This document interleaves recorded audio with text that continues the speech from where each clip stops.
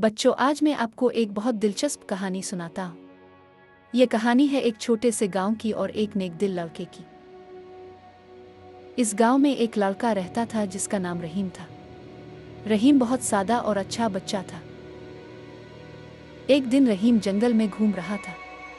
चलते चलते इसे जमीन पर एक चीज चमकती हुई नजर आई। इसने झुक कर देखा तो वो एक बहुत खूबसूरत चमकदार पत्थर था। जैसे ही रहीम ने पत्थर उठाया, पत्थर बोला। पत्थर ने कहा, रहीम, तुम बहुत नेक हो। मैं एक जादुई पत्थर हूँ। तुम मुझसे एक सच्ची ख्वाहिश मांग सकते हो। रहीम हैरान रह गया। इसने सोचा कि वो क्या मांगे। वो अपने लिए कुछ भी मांग सकता था, लेकिन रहीम ने अपने बारे में नहीं सोचा। इसने गांव के बारे में सोचा जहां पानी की बहुत कमी थी। गांव का कुआं सूख गया था।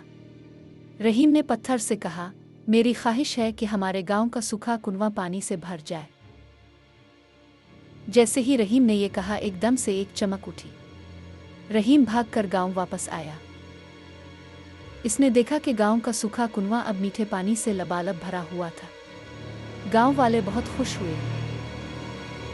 गांव वालों ने रहीम का बहुत शुक्रिया अदा किया।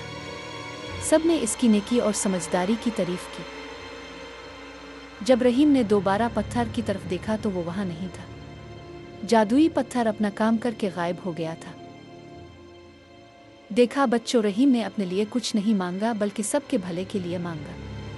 इसीलिए नेकी का फल हमेशा अच्छा होता है।